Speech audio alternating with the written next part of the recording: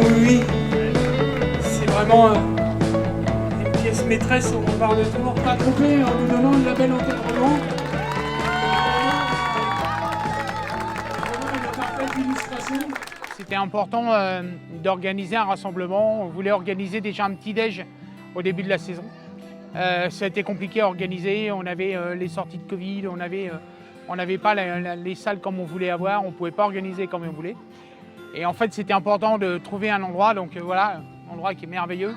Avec une date, on a choisi la bonne date. Heureusement qu'on ne l'a pas fait hier et tombé de l'eau à verse. Et là, effectivement, tout le monde est content. En plus, il pleut pas, il fait une température idéale.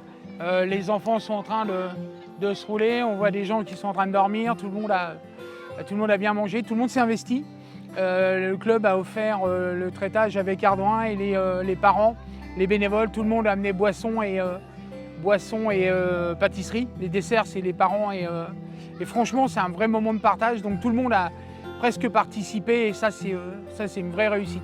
Ça fait plusieurs fois que j'essaye d'organiser un rassemblement en fin d'année pour remercier déjà en priorité tous les bénévoles, tous les parents avec les efforts que chacun fait à son niveau, les parents avec tout ce que ça implique de sacrifices pour emmener les gamins pour les tournois, de mettre en place et de conduire parfois les véhicules pour aller faire les déplacements. Maintenant, on a deux minibus, donc je suis assez fier, qu'on a commencé à mettre au début des tournois cette année. L'année prochaine, c'est d'en mettre davantage, avec peut-être, on est en discussion pour en avoir un troisième, pour que les équipes puissent se déplacer au complet. Donc voilà, on continue les efforts, parce qu'il ne faut pas s'arrêter. Et en même temps, c'est de dire merci à tous les bénévoles. Et là, pour une fois, ils profitent, au lieu de donner de leur temps, c'est le remerciement des remparts envers ces bénévoles. Ça, c'est important, parce que sans bénévoles, aujourd'hui, rien ne serait possible. D'ailleurs, à la réunion de la FFHG, le 18, à l'élection de la FFHG, avec les discussions avec tous les présidents de clubs, c'est le plus grand sujet de conversation et c'est le sujet principal d'inquiétude pour tous, c'est les bénévoles. Donc voilà, donc oui, c'était important de leur dire merci et puis en même temps, moi je leur dis, je compte sur vous la saison prochaine, quoi. Les fonds associatifs sont revenus positifs, donc ça veut dire que le club des Remparts n'a plus de dette. Alors effectivement, c'est 5 ans de gestion avec des décisions peut-être un peu compliquées vu de l'extérieur à prendre. Mais c'était important, elles étaient nécessaires surtout. C'est peut-être abrupt, des fois c'est des décisions un peu au cordeau, cordex, ça coupe, des fois ça fait mal. Mais au final, le club peut sortir maintenant la tête haute dans les remparts. Quand vous dites que vous êtes des remparts de Tours, aujourd'hui vous n'êtes plus dans un club qui est endetté. Ça fait 32 ans que je suis à mon compte, je n'ai jamais déposé le bilan. Et je ne voulais pas faire déposer le club des remparts. C'était ma mission première, malgré tous les conseils, dont mon expert comptable à l'époque qui m'a dit c'est pas possible, ça va tomber. Et on n'est pas tombé. Il a fallu se relever les bras, il a fallu chercher les partenaires. Merci au soutien des partenaires, merci au soutien des institutionnels, dont la ville cette année a vraiment été très présente. On compte aussi sur le soutien de la métropole, de la région et du département. Et grâce à l'effort de tous, grâce à l'effort de gestion, voilà. Vous pouvez sortir, vous pouvez mettre le logo Rempart de Tours, vous pouvez être fier. Aujourd'hui, le club n'a plus de dette. Alors, à l'élection, le 18 à la FFHG, il s'est avéré que la commission de la CNSCG n'aurait jamais dû nous infliger les points parce que pour des détails juridiques et de licence, on n'aurait jamais dû avoir la moindre condamnation puisque la CNSCG n'avait pas les moyens et n'avait pas les compétences pour nous condamner. Si on avait une condamnation financière, j'aurais redemandé le reversement des indemnités parce qu'ils n'avaient pas le droit. Il n'y a pas eu d'indemnité financière et les pénalités de points, on ne peut pas revenir parce que c'est compliqué de leur demander. Mais à savoir qu'ils n'avaient pas le droit de nous condamner comme on a été condamné. Et deuxième chose, je ne vois pas sur quel point ils peuvent nous condamner. Les fonds propres sont devenus positifs et en même temps, la limite sur les gestions qu'on avait, on n'a pas dépassé. Donc là, c'est 0 point, quoi. Ça y est, c'est sorti un peu de cet enfer de CNSCG où je suis un peu amer parce qu'on n'aurait jamais dû avoir des points de moins, on n'aurait jamais dû avoir tout ça. Bon bref, ça s'assume, c'est le passé, ça fait partie de la vie du club. Aujourd'hui, si on regarde l'avenir, on regarde, voilà. Et maintenant, on va pouvoir vraiment investir sur la formation. Il faut savoir que la première chose, on va avoir une structure gonflable qui va arriver pour la rentrée de septembre, où on va aller dans toutes les écoles pour promotionner le hockey avec une structure gonflable. c'est la dotation de notre équipementier avec qui on a signé pendant 4 ans, les 4 prochaines années. Et la dotation d'équipement de cette année, elle est destinée au hockey mineur, pas uniquement à la D1 comme c'était fait avant, qui a fait quand même un peu les choses, un peu les frais de cette gestion.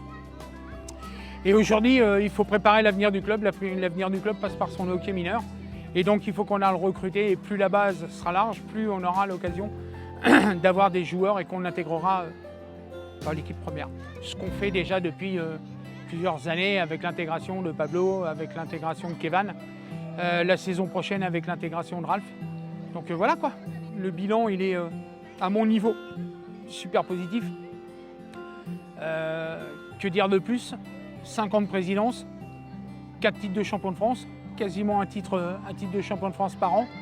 Merci aux féminines, merci à mes U20 qui ont su évoluer avec un exemple comme JP qui aujourd'hui est parti des remparts et va à l'élite. C'est vraiment une belle, c'est une belle consécration. Ça a vraiment été, plus avec JP, ça a vraiment été une vraie histoire d'homme. Où je me rappelle il y a quelques années, pour faire une petite anecdote, on était à Nantes et à Nantes, je l'ai convoqué avant qu'on parte. On était en train de tout remballer, je l'ai convoqué dans le minibus parce qu'il voulait partir. Je lui ai dit c'est pas le moment JP.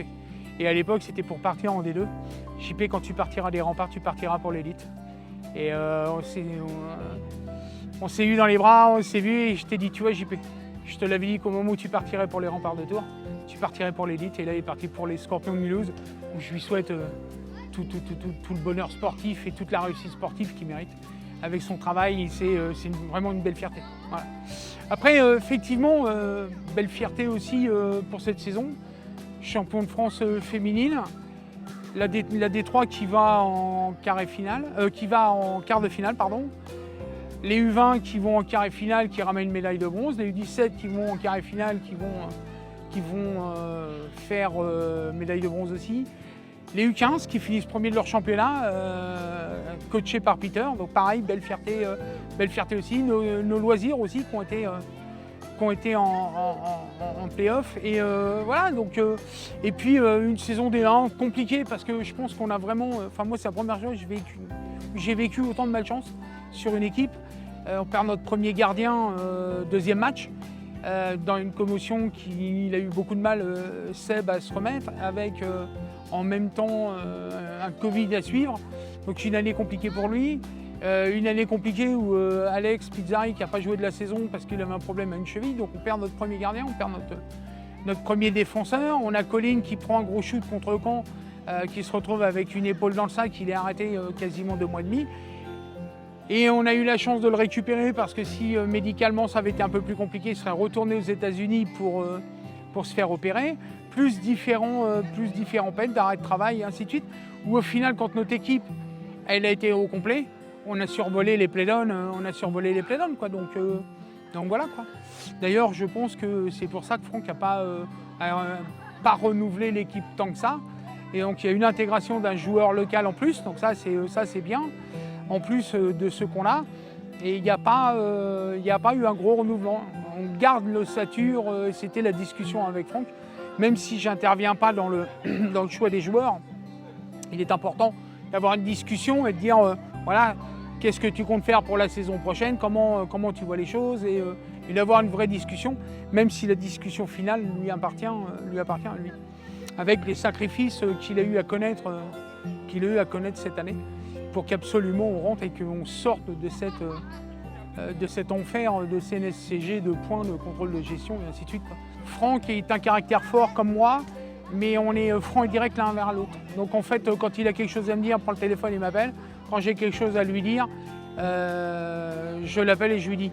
Et c'est franc, c'est direct. Il n'y a pas de papa derrière et c'est ce que j'aime. Et tout le monde nous prédisait un avenir court et assez tumultueux. En fait, c'est un avenir long et calme, où quand on se dit les choses clairement et on trouve toujours un consensus très très rapidement. Donc c'est parfait. Donc c'est pour ça que Franck, j'ai voulu le garder, parce que je pense que c'est l'homme de la situation. Il est vraiment impliqué en plus dans le mineur. Il a mis les choses en place cette année dans le mineur. Ça va continuer dès l'année prochaine. Je le laisserai annoncer certaines choses. mais en même temps, il va s'occuper plus spécifiquement d'une équipe dans le hockey mineur qui va coacher lui-même. Donc voilà quoi. Donc je le laisserai annoncer quelle équipe. On va garder un peu le mystère de ça. Et ça, c'est une vraie avancée, c'est une vraie discussion, c'est une vraie implication et qui représente ce qu'il veut faire. C'est vraiment quelqu'un qui a un grand cœur, qui a une vraie envie de réussir comme moi je peux l'avoir. Et c'est génial, franchement, c'est génial, quoi. En fait, quand je suis arrivé dans le hockey, je connaissais pas trop, mais j'ai eu tout de suite certains présidents avec qui je me suis vraiment bien entendu. Christophe Lam, par exemple. Et j'ai eu des discours de Christophe où on s'est rencontrés, où on a vraiment discuté longuement au téléphone, on s'est vu aussi en visu, et qui m'a expliqué que la politique de Caen, comment il avait fait les choses, et il m'a dit mais c'est 10 ans quoi.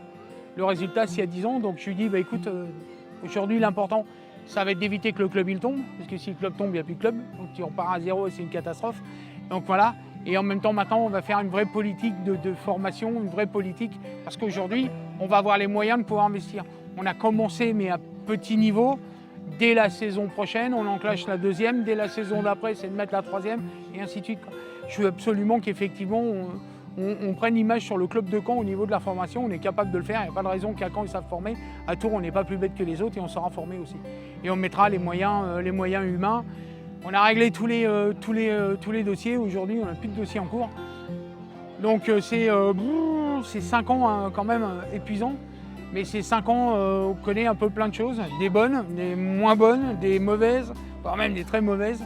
On rencontre aussi des belles gens. J'ai rencontré vraiment des belles gens. J'ai rencontré des gens un peu moins beaux, mais voilà, c'est la vie, c'est la société aujourd'hui qui est comme ça. Donc voilà quoi, mais c'est une belle expérience, c'est un beau premier mandat, je suis content. Je suis fier d'être autant titré. Et puis j'ai une petite fierté personnelle, je suis le seul à avoir 4 titres de champion de France. Terminé. Et merci à mes filles et merci à mes U1 qui m'ont vraiment récompensé et je leur serai éternellement reconnaissant, quoi. J'avais demandé en février l'année dernière à Normand et à Nono de me plancher sur un projet de développement du hockey mineur, ce qu'ils ont fait. Normand m'a donné le projet février, je crois le 20 février, un truc comme ça, où je leur avais demandé de plancher sur la direction qu'on devait faire dans le hockey mineur, ce qu'on devait mettre en place. Je savais que la saison, on devrait, si tout ça allait bien, on devait finir en positif. Donc maintenant qu'on a plus tout ce tas de dettes à gérer, il faut être vigilant. L'équilibre, il est quand même il est précaire. On sort juste, il a fallu 5 ans pour dresser le bateau. Donc le bateau, maintenant, il est à flot. Maintenant, il va falloir le maintenir à flot, tout en commençant la formation, en sachant que la formation, c'est de l'argent qu'on met maintenant et qu'on développera, et qu'on récupérera les fruits dans une dizaine d'années par avant, quoi.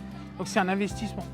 Donc il faut bien maîtriser les investissements, il faut bien maîtriser là où on va mettre la bonne somme, ni trop peu ni pas assez, mais il faut absolument justement qu'on se penche là-dessus et faire les choses vraiment étape par étape pour pas faire replonger le bateau. C'est pas que c'est facile, mais il a fallu faire marcher le réseau. Tours en plus c'est vraiment une ville de réseau et tout le monde m'a suivi, quoi. Donc c'est une vraie fierté, et c'est beaucoup une bande de copains. Alors c'est vrai que le BTP est vraiment plus présent au Rempart de Tours qu'il n'est dans d'autres clubs. Mais là, on a d'autres partenaires là, déjà qui sont prêts à signer. Donc je ne suis pas inquiet sur le budget partenaire. Je suis pas inquiet sur le budget partenaire pour la saison prochaine. Le but, ça serait d'aller en Magnus. J'ai pas envie d'y aller trop vite. Je me suis un peu brûlé les ailes par excès de... On fait pas tout bien. Au bout de 2 ans, j'avais dit, bah tiens, ça va être bien, on va pouvoir aller en Magnus. En fait, non, pas du tout. Ça, c'était vraiment une erreur de jeunesse, tu vois, de fait que tu connais pas le dossier. Et quand des fois, tu veux t'aventurer sur un dossier que tu connais pas, bah, tu te brûles vite les ailes. Donc ça, c'était une connerie monumentale. Aujourd'hui, je pense que l'objectif des 4 prochaines saisons, pour moi, c'est vraiment de faire un club avec une équipe première qui finit dans le, tu vois, top 3, au pire top 4 du championnat de France D1. Je pense que ça, c'est un vrai bel objectif, réaliste surtout. Il y a besoin de continuer à structurer le club. Tu t'aperçois surtout que le gros souci qu'on a, c'est qu'aujourd'hui, quand tu veux former, quand tu veux mettre en place les choses, que tu puisses récupérer les fruits de ta formation, il te faut une double glace. Et ça, si on n'a pas le soutien de la métropole, si on n'a pas le soutien de la ville de Tours, qui suivent aujourd'hui ça, c'est compliqué. Moi, j'aimerais qu'on devienne comment je vais t'expliquer, le camp, le Neuilly de la D1, tu vois, des belles équipes où on évolue au championnat, où on est des équipes craintes parce que on sait que c'est pas des matchs faciles. En plus, on a juste un public extraordinaire à Tours. C'est l'occasion de les remercier eux aussi, 7e rempart, les remparts Keepers, avec des vrais groupes de supporters. Et ouais, c'est ça que j'ai vraiment envie, c'est vraiment de se maintenir toujours top 3, top 4 de l'équipe, de la première. Ouais.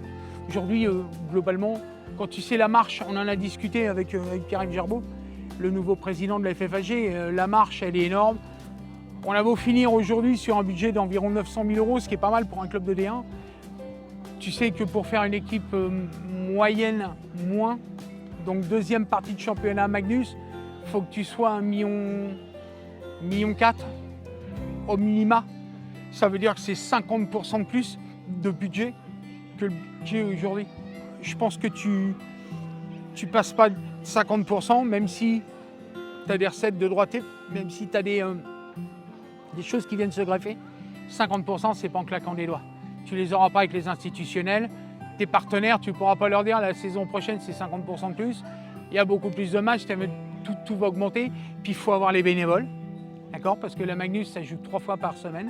Donc il faut que tu aies les bénévoles pour la sécurité, pour le bar, pour les tables de marque, pour toute cette organisation qui tourne. Donc il y a ça. Il faut la glace, les créneaux de glace aussi.